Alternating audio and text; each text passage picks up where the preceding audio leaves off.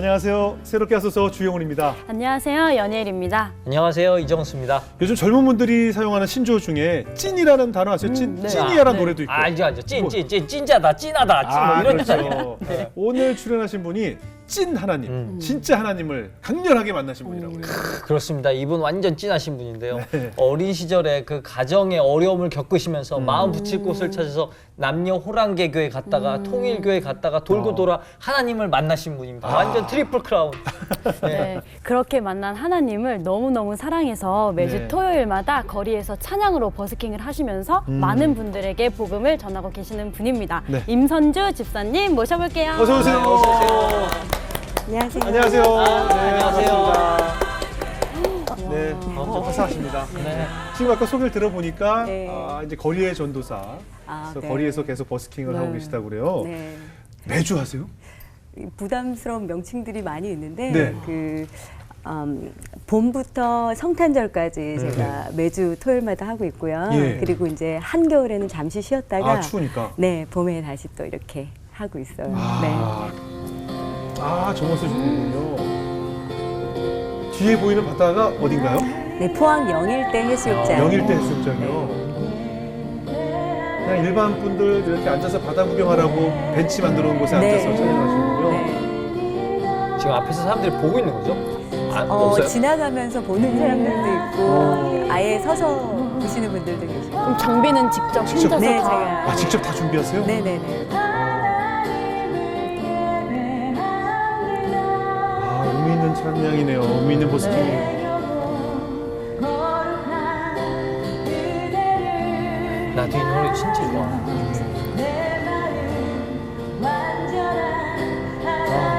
봄에서 겨울까지 매일 매주 네.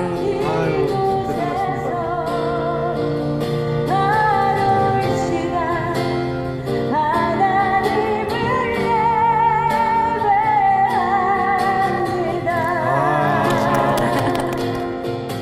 아니 근데 지금 집사님 이렇게 뵈면 네. 항상 이렇게 웃는 모습이 네네네. 밝으셔서 네. 정말 우리 흔한 표현대로 손끝에 물 한 번 안 묻히고 있을 것 같은 그런 이미지시거든요. 그러니까 집 네. 부자죠. 예. 참 단순무식하게 물어보네요. 누나 집 좀 왜요? 부자죠. 이게 뭐예요? 그런데 네. 정말 돌고 돌아서 하나님 네. 만나셨다고 아까 오프닝에 소개를 했어요. 네. 그 이야기 좀 나눠볼 텐데 마음 붙일 곳이 없어서 네. 아까 남녀호랑개교, 통일교까지 거쳐서 네. 결국 하나님께로 오셨다고 했어요. 네. 어떤 체험을 하신 거예요? 그 곱게 많이들 보시는데 네. 어릴 때 좀 부모님이 좀 빨리 이혼을 하셨어요. 네. 그래서 이제 저희 할머니가 저와 우리 언니를 이렇게 돌봐주고 계시다가 할머니마저 중풍에 걸리셨어요. 네. 그러면서 이제 저희 고모가 그때는 고모가 결혼도 하지 않을 때인데 이제 고모가 이제 우리를 키워주시게 된 거죠. 근데 그렇게 좀 방목이 되다 보니까 사실 남녀호랑개교나 또는 통일교를 막 열심히 막 다녔던 건 아니고 지나와서 보니까 그렇더라고요. 그 할머니가 그 병이 나으려면 남녀호랑개교를 믿어야 된다 그래서 그 교를 한번 믿었던 적이 있고 그거 진짜로 남녀호랑개교 계속 외우면서 외우면서 한다면서요? 어느 쪽을 바라보고 계속 그걸 외우는 거죠. 주문을 남녀호랑개교 외우면서. 외우면서? 네네. 남녀호랑개교 그렇게 계속 외우면서 내가 소망하는 것들을 비는 거죠. 네네. 그러니까 비나이다. 네, 그런 느낌인 거죠. 아. 네.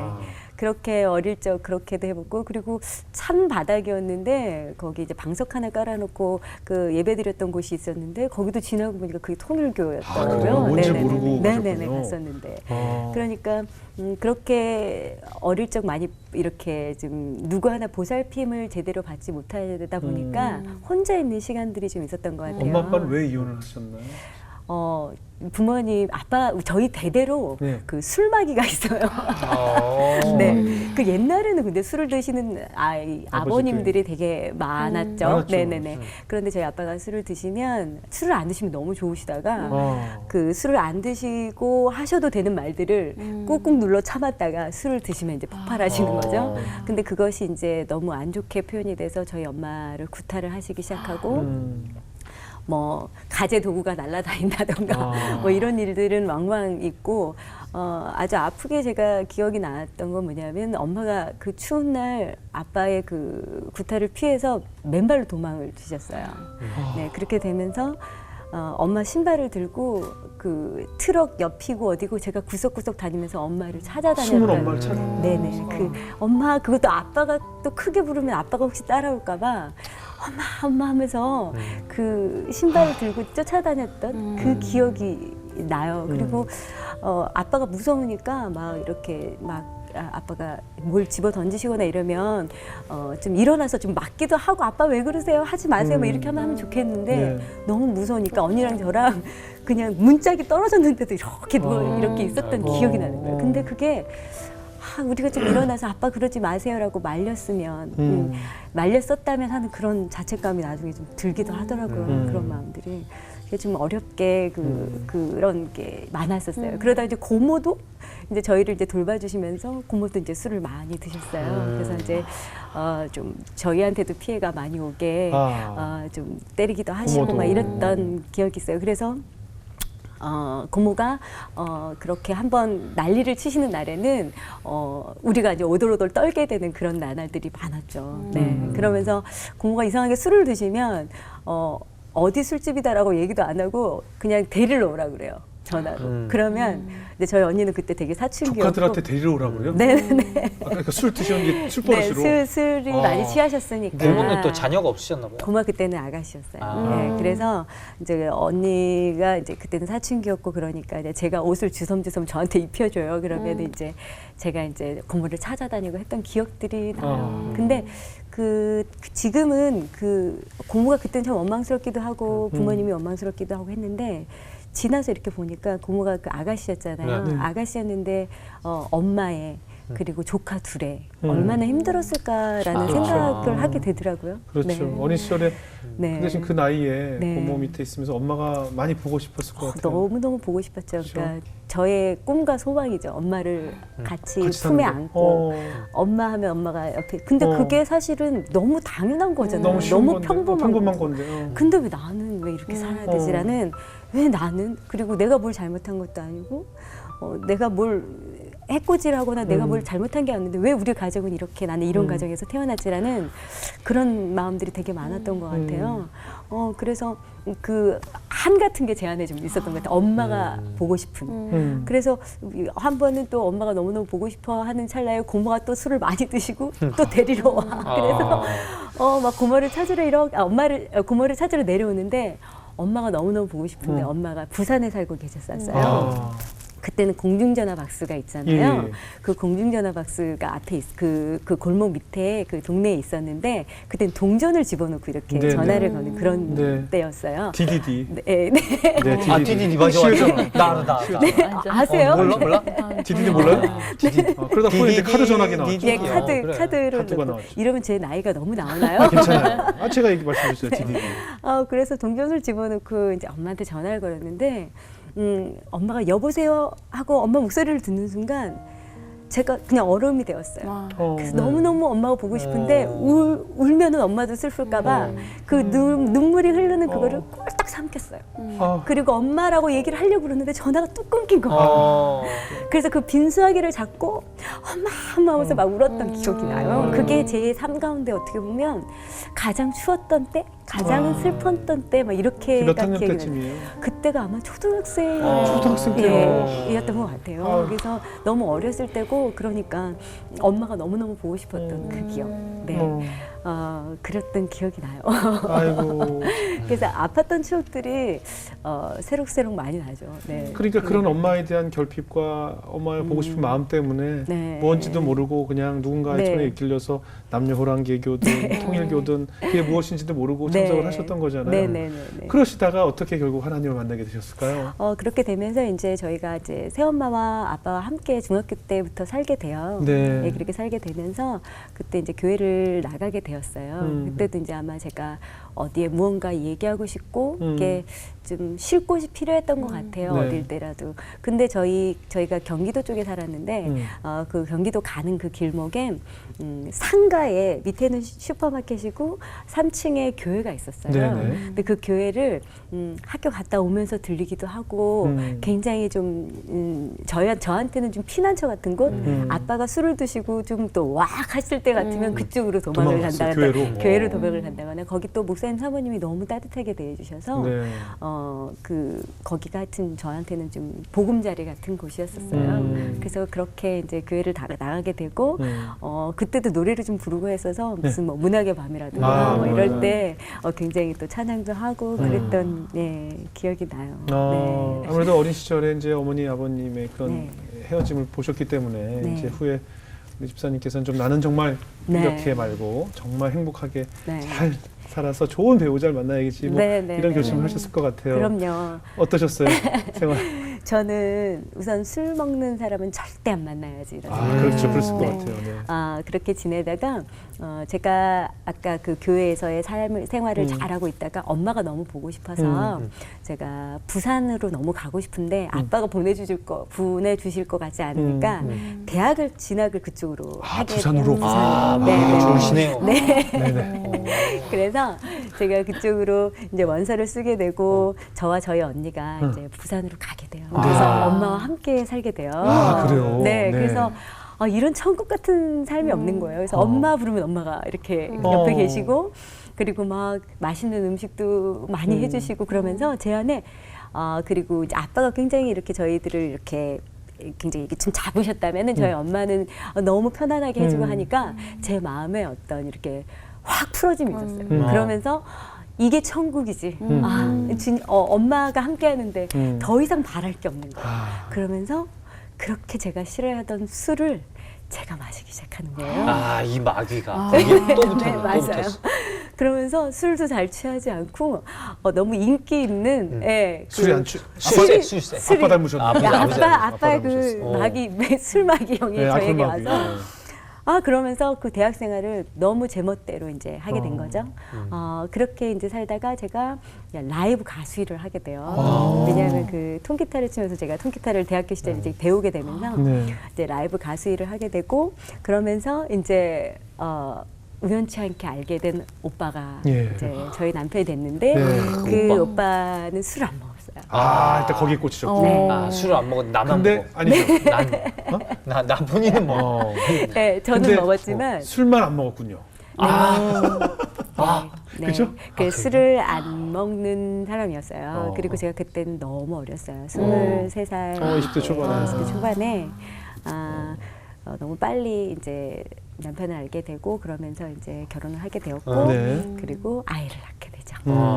그래서 딸아이 한 명을 놓고 그렇게 살게 되었어요. 그래서 말씀하신 대로 좀 행복한 생활을 했으면 좋겠는데 제가 그 남편을 만날 때 아까 말씀드린 것처럼 하나님 안에 잘 거하지도 않았을 뿐더러 그냥 막 이 자유가 좋아서 그렇게 지냈던 터라 남편이 교회를 다니는지 하나님 믿는지 뭐 이런 거 전혀 뭐 생각하지 않고 관점이 거기 없었군요. 네네. 그냥 그리고 만나다 보니 그리고 살다 보니 너무 어렵고 서로 많은 어려움들이 있었죠. 그걸 뭐 오늘 다 말씀드리려면 아마 그래도 결혼 생활이 어떠셨는지 조금만 얘기해 주세요. 어떤 것이 불편했는지. 어떤 게 제일 힘들었어요? 우선은 대화가 잘 안 됐고 그리고 좀 어떤 가정이라는 저는 그런 울타리를 너무너무 원했는데 이 남편도 가정이라는 어떤 그런 따뜻한 그런 걸 잘 체험해보지 못했던 사람이라 좀 많은 중독들이 있었어요. 게임 중독이라던가 뭐 여러 가지 중독들 때문에 좀 함께하기 어려웠고 그리고 나중에는 구타도 있었고 그거에 제가 이제 엄마 생각도 많이 나고 이렇게는 좀 힘들겠다라는 마음을 많이 먹었던 것 같아요. 결국은 엄마와 똑같은 결과를 얻었구나라는 것이 마음적으로 제일 너무너무 힘들었죠. 나는 엄마 아빠처럼 살면 안 된다라고 외쳤는데 결국 엄마랑 같은 모습을 하고 있었구나.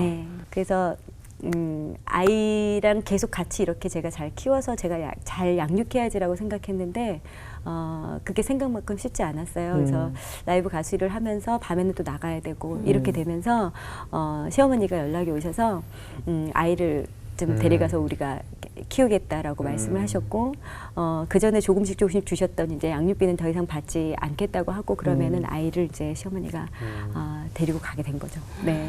그때 데려갔을 다음에 어떠셨어요? 그 다음에는 제 삶이 정말 피폐해졌던 것 같아요. 그러니까 아이가 보고 싶을 때마다 술을 마시고 그리고 다른 아이가 그렇게 가게 된 상황도 너무너무 힘이 들고 내가 또 왜 여기까지 왔나도 또 너무 이해가 안 가고 그러면서 하나님을 찾아야 되는데 그때도 하나님을 잘 찾지 않았던 것 같아요. 제가 정신을 못 차리고 그런 듯 찰나에 아이를 데려와야 되겠다라는 마음이 있었어요. 그때 이제 저희 언니가 제게 와서 그랬어요. 우리가 어떻게 엄마와 떨어져서 살았는데 그걸 너무너무 잘 알면서 어떻게 아이를 그렇게 멀리 떠나보내고 우리가 있을 수 있냐고 아이를 데리고 와야 되겠다는 얘기를 계속했어요. 그러면서 기도해야 된다는 얘기를 했었거든요. 근데 제가 그때 뭐라 그랬냐면 엄마만큼 힘드냐고 내가 이렇게 힘든데 언니가 나만큼 힘들어하면서 제가 기도를 안 했어요. 그 기도하라는 말에 너무 화가 나서 왜 그랬는지 모르겠는데 안 하고 있었어요. 그러다가 어떤 제가 아는 동생애가 우연찮게 통화를 하면서 언니 나 얼마 전에 새벽기도를 가는데 너무 좋아 이렇게 얘기를 하는 거예요. 근데 그 말은 교회를 가야 되겠다. 하나님한테 기도를 해야 되겠다 이런 마음이 들었어요. 그래서 제가 다시 저희 언니가 포항에 살고 있었는데 포항에서 부산에 온 언니랑 같이 새벽기도를 가게 돼요. 첫 새벽기도를 가게 돼요. 네. 근데 기도를 하지만 네네. 그 아까 시어머니께 보낸 딸은 네네. 결국 그 모습이 네네. 공중전화 박스 안에 있었던 내 모습으로 돌아간 거잖아요. 내 딸이. 그쵸. 그러니까 제가 그 아이는 또 엄마가 얼마나 보고 싶었겠냐고. 그렇죠. 그 부분을 전화 통화 해본 적 없어요? 전화 통화를 했죠. 네네. 제가 왜 그 아이를 데리고 와야 되겠다 이렇게 마음을 더 크게 먹었냐면 원래는 아이를 데려갈 때 방학이나 언제나 아무 때나 통화하고 데리고 가라 이렇게 얘기를 했었는데 네. 통화를 한 번 했는데 아이가 말을 못하는 거예요.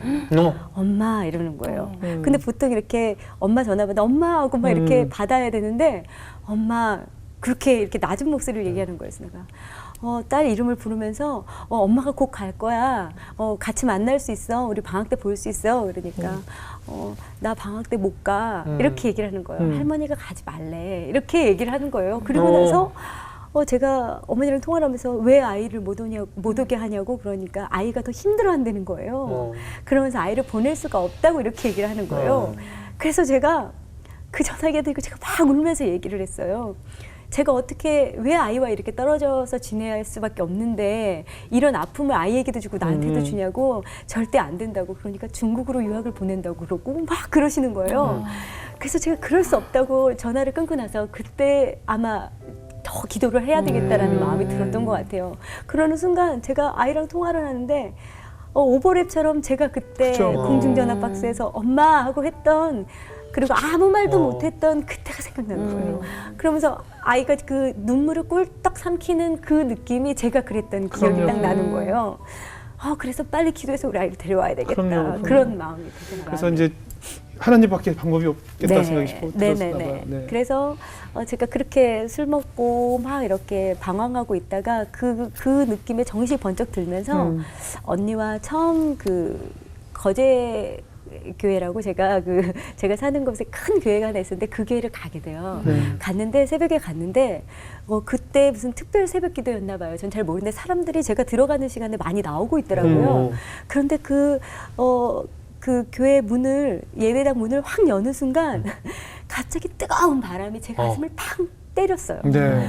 그러면서 갑자기 제가 어떻게 제어할 수 없는 눈물과 이 서름이 막 쏟아지면서 꺼이꺼이 울면서 제가 걸어갔어요. 그리고 그 앞에 제가 의자에 딱 앉았는데 저희 언니가 저를 확 낚아채더라고요. 딱 저를 앉아있는 저를 딱 낚아채면서 강대상 바로 앞에 저를 이렇게 데려다 놨어요. 그런데 그냥 무릎이 쿡 이렇게 꼴리면서 제 입에서 뭐라고 나왔냐면 아버지라는 얘기.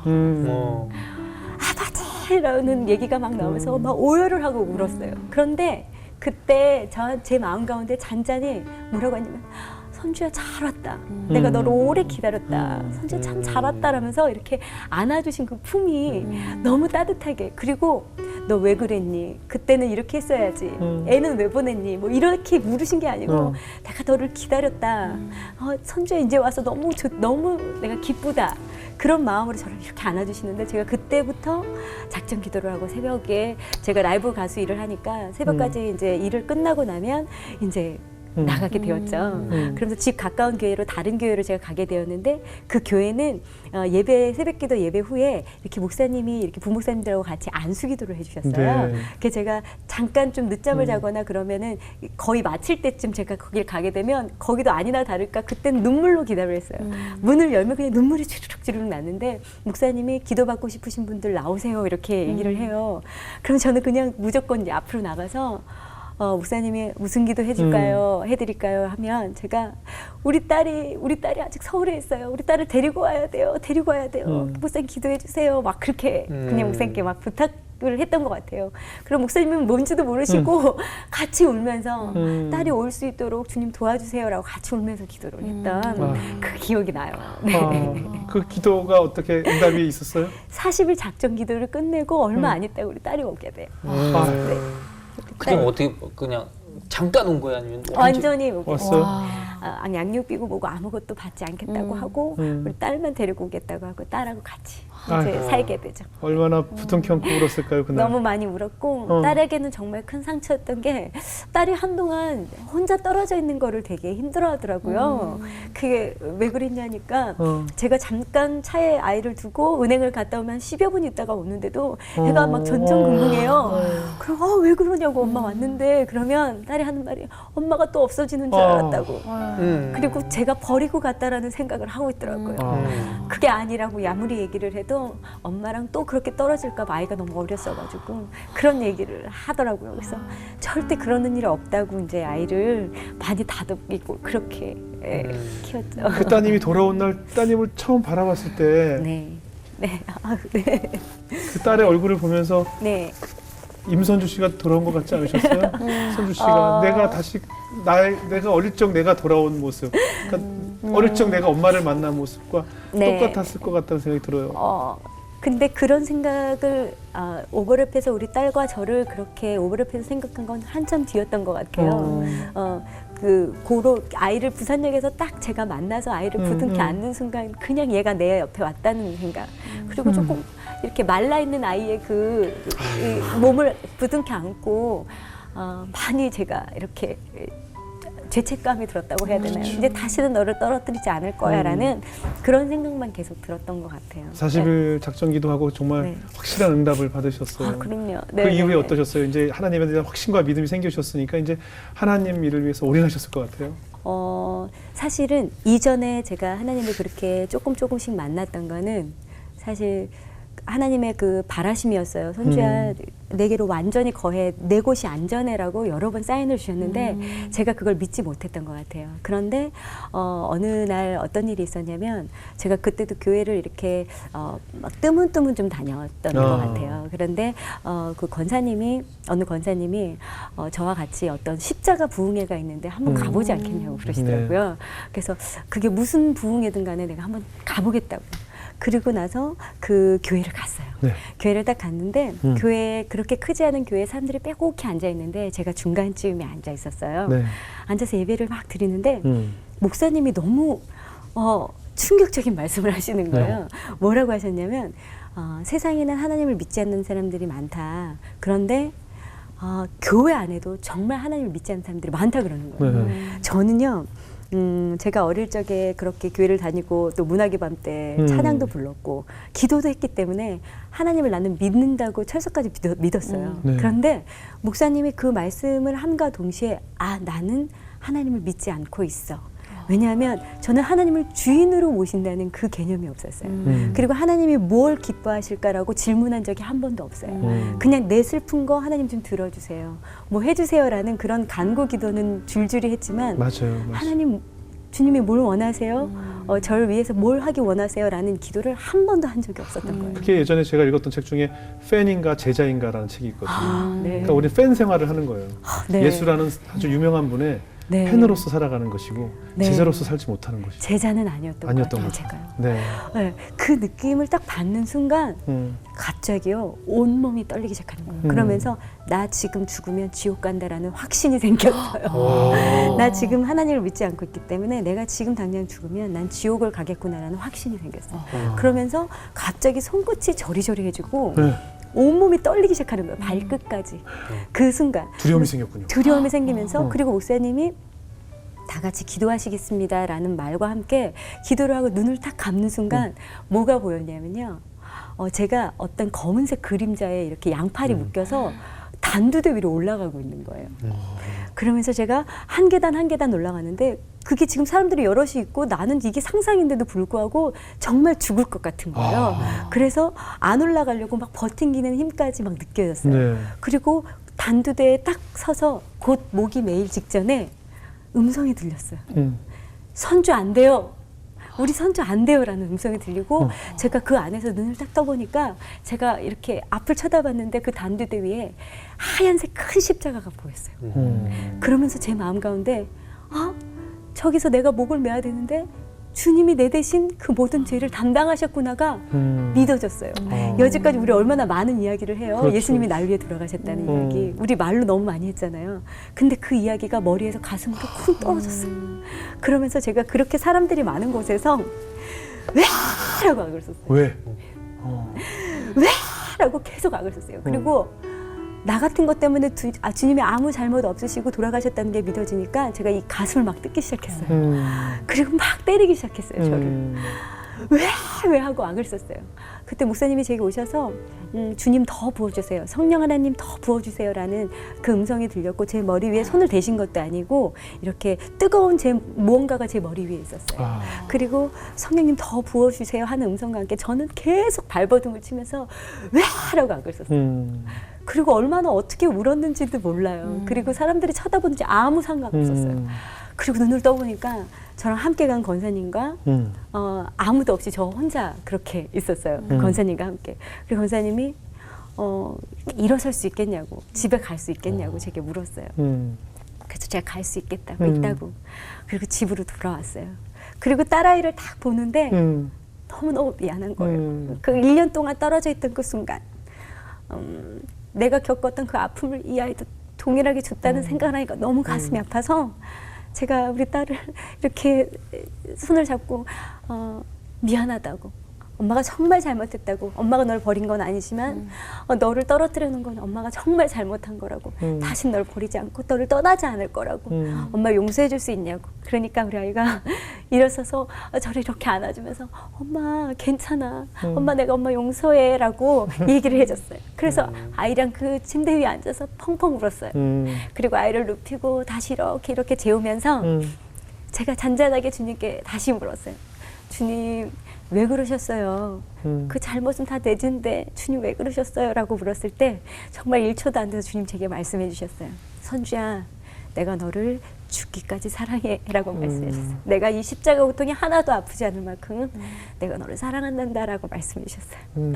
그러면서 제가 그때는 말씀을 읽은 것도 없고 그냥 그 말씀, 내가 너를 사랑한다 그 말에 너무너무 기뻤어요. 첫 번째는 나 이제 죽으면 주님 곁으로 간다라는 그 확신. 지옥까지 않는다라는 그것 때문에 너무너무 감사했고, 두 번째 그 자유함, 그 기쁨이 어떻게 말로 표현 못하게, 그래서 이 묶임이 확 풀어지는 느낌이었어요. 그래서 눈물이 계속 났어요. 그러면서 제 입에 찬양을 주셨어요. 어떤 찬양이었냐면요, 십자가 십자가 내가 처음 볼 때에 나의 마음의 큰 고통 사라져, 오늘 믿고서 내는 밝았네, 참 내 기쁨 영원하도다. 네, 그 만왕의 왕 내 주께서라는 찬양인데요. 아멘. 그 찬양을 제 입에 주시는데 제가 그걸 흥얼흥얼 대면서 그 가사를 이렇게 보니까 딱 제 찬양인 거예요. 그러면서 제 안에 기쁨이 너무 넘쳤어요.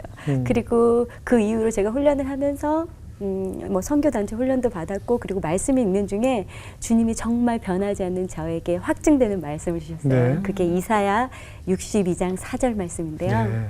저는 버림받았다는 생각을 늘 했었거든요. 왜냐하면 나는 이런 환경에 내가 처하고 싶지 않았는데 이런 환경에 놓여져 있었고, 어른들이 잘못해서 나까지 피해를 본다라고 생각하니까 어른들을 잘 믿지 못했고 버림받았다는 생각을 했는데, 그 이사야 62장 4절 말씀이 다시는 너를 버리운 자라 칭하지 아니하고 다시는 네 땅을 황무지라 칭하지 아니하고 오직 너를 헵시바라 하며 뷸라라 하리니 라는 말씀을 하셨어요. 네. 헵시바가 넌 나의 기쁨이야. 네. 뷸라는 넌 내 신부야. 그러면서 인쳐주셨어요. 선주야 너 내 거다. 내가 너의 울타리가 되어줄 거고 내가 너의 신랑이 되어줄 거고 너는 뭘 해도 나의 기쁨이야. 네가 어떤 걸 해도 넌 나의 기쁨이야라고 확증해 주셨어요. 의인 삼아 주시고 그렇게 참 자유를 주셔서 제 삶이 그 이후로는 정말 많이 터닝 포인트 됐던 시기가 그때예요. 그 이전에 정말 이혼의 아픔과 또 그 어릴 적 아픔들을 네네. 통해서 받았던 고통이 결국은 그 기쁨의 하나님을 통해서 이제 확 달라지셨는데 네. 이제 우리 선주 씨에게 네. 하나님은 어떤 분이세요? 하나님은 그 전에 저한테 참 오래 참아주시는 하나님이셨어요.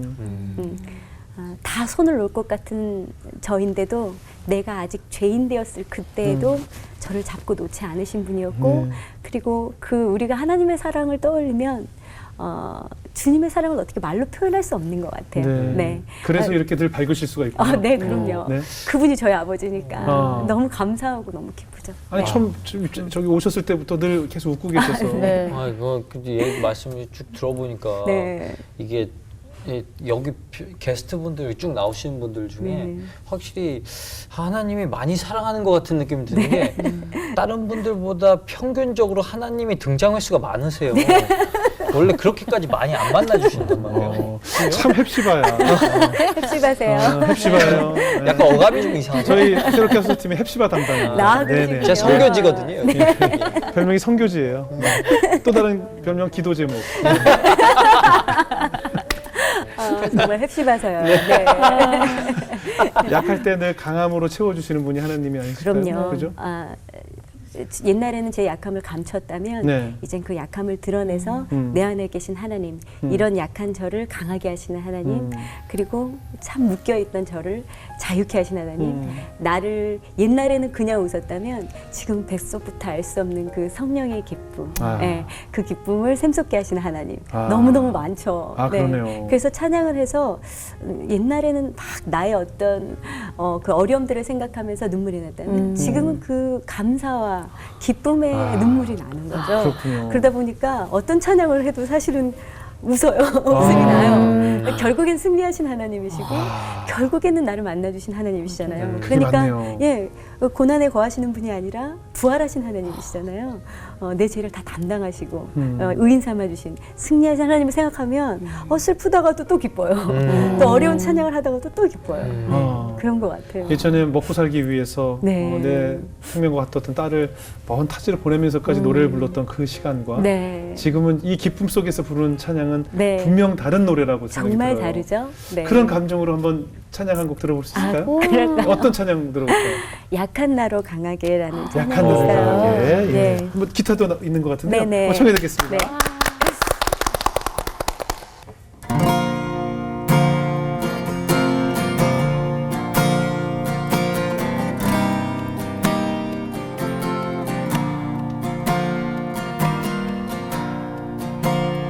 약한 나로 강하게 가난한 날 구하게 눈먼 날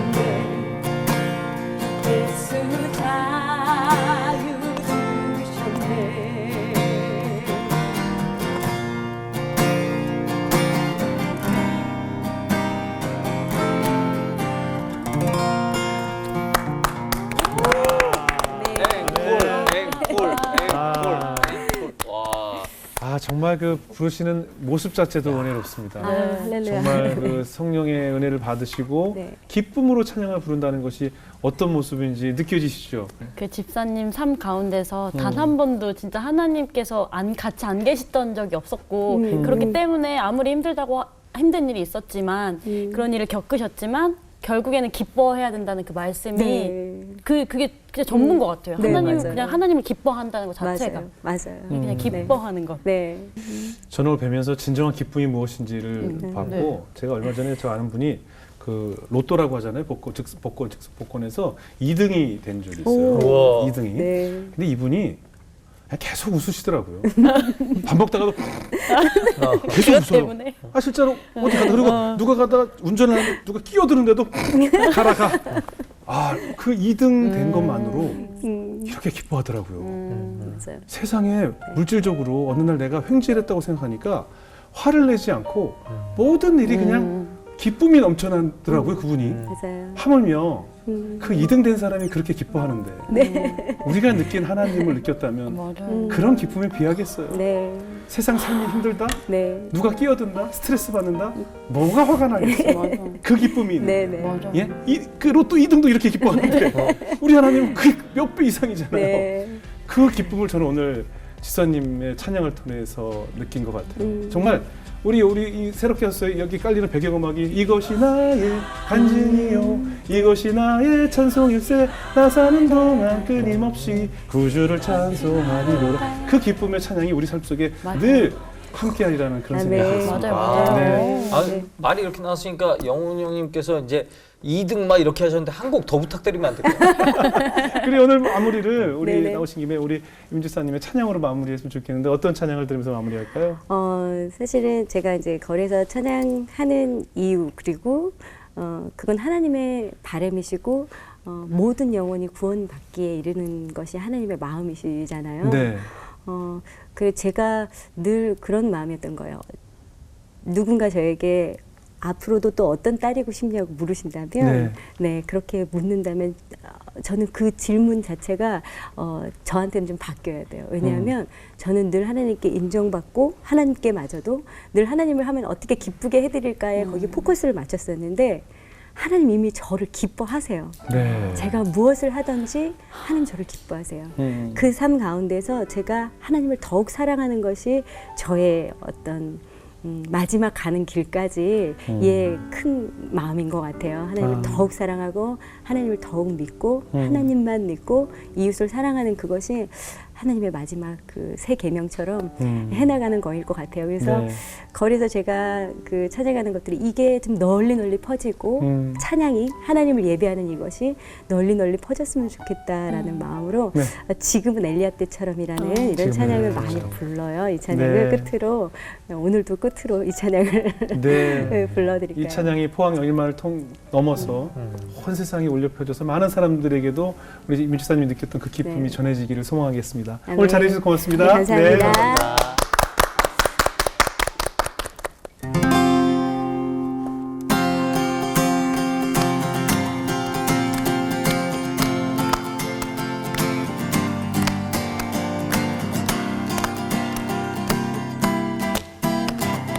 지금은 엘리야 때처럼 주 말씀이 선포되고 또 주의 종 모세의 때와 같이 언약이 성취되네. 비록 전쟁과 기근과 핍박 환난 날이 다가와도 우리는 광야에 외치는 소리 주의 길을 예비하라. 오라 주님 구름 타시고 나팔 불 때에 다시 오시네. 모두 외치세 이는 은혜의 해리 시온에서 구원이 나네.